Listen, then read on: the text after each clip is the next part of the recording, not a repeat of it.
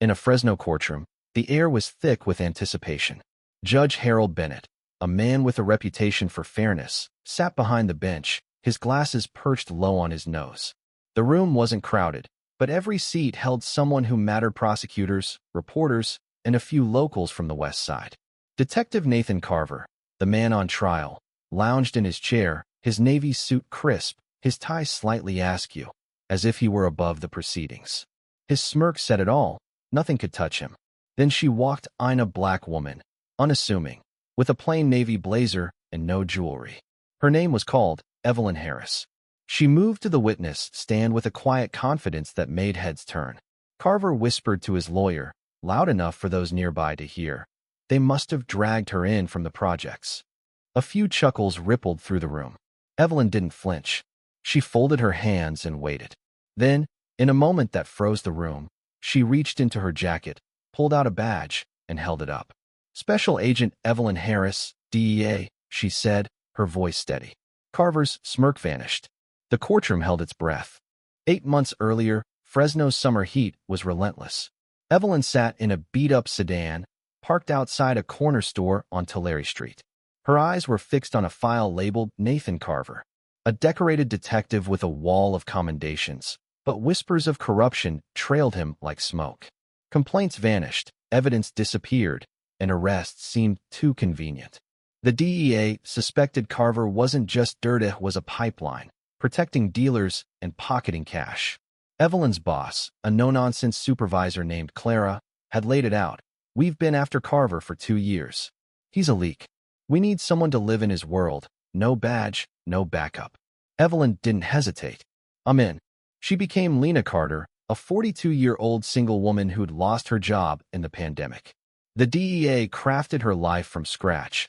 A rented duplex in Carver's territory, utility bills, even a fake nephew, Marcus, a fellow agent posing as a troubled teen. Lena blended into the neighborhood, buying groceries with a fake EBT card, chatting with neighbors, and volunteering at the community center.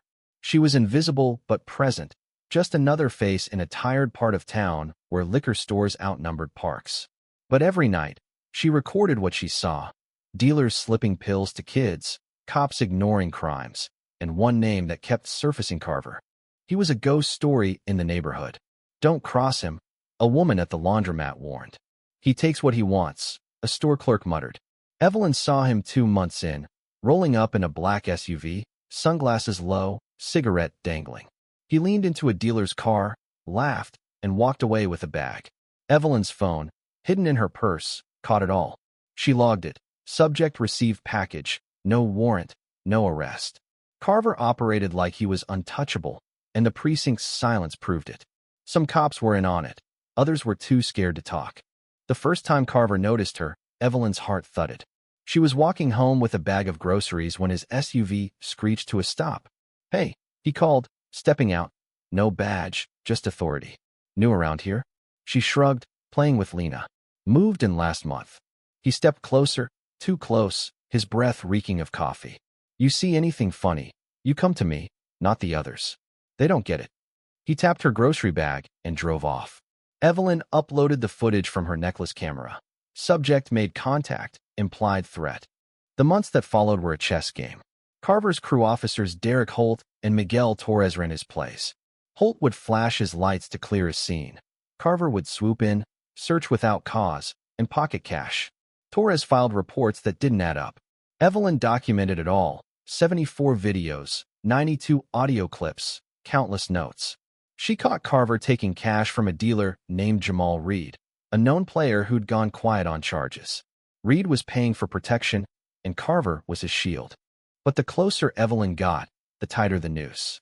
Her trash was dumped, her water cut off. A cruiser idled outside her duplex. No call, no reason. One night, a voice on her burner phone growled, "We know who you are." Then Marcus was jumped outside a store, his lip bloodied. "Tell your aunt to stop snooping," the cop said before dumping him blocks away. Evelyn's handler urged her to stay. "You're close."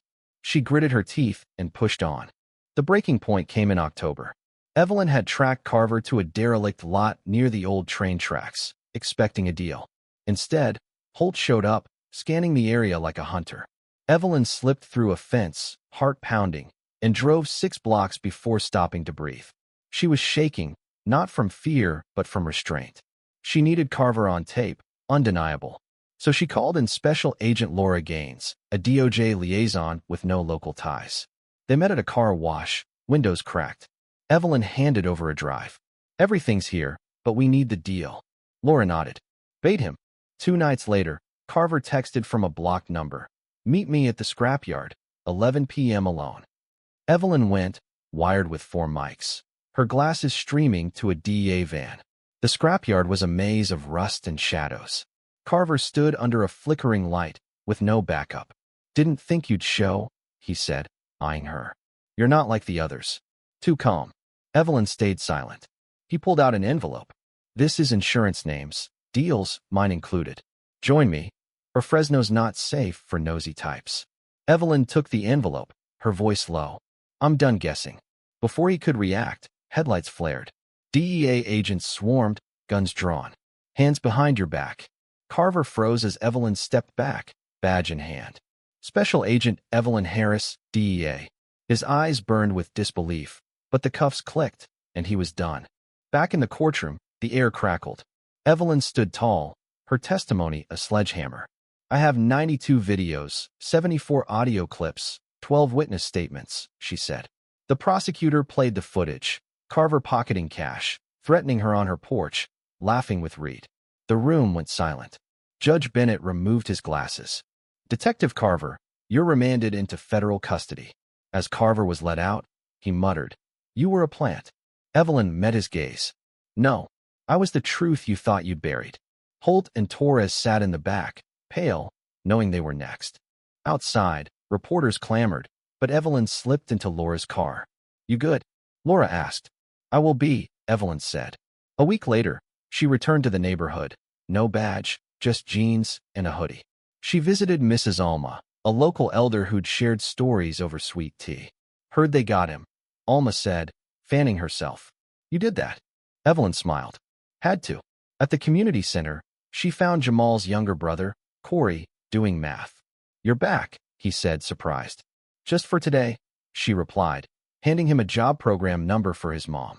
"You helped me feel at home here." That mattered.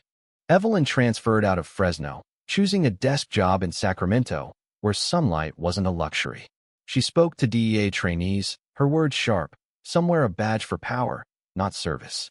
When you meet them, you choose, look away or act. One recruit asked, "What if acting costs everything?" Evelyn paused, then asked what silence costs. Later, she wrote a letter to Carver, never sent. "You thought fear would stop me. You were wrong. Someone's watching the next you, and they won't blink." She tucked it away, a quiet victory. The precinct was gutted. Holt and Torres charged, for more under review. Reed's deal collapsed. For Evelyn, justice wasn't the headlines. It was Corey's smile, Alma's porch light burning bright, a neighborhood breathing easier. Truth didn't need to shout, it just needed to show up. What do you think about Evelyn's fight against corruption? Have you seen injustice or abuse of power in your own life? Share your thoughts in the comments. Take a stand. Tell us where you stand on fighting back against wrongs. Your voice matters.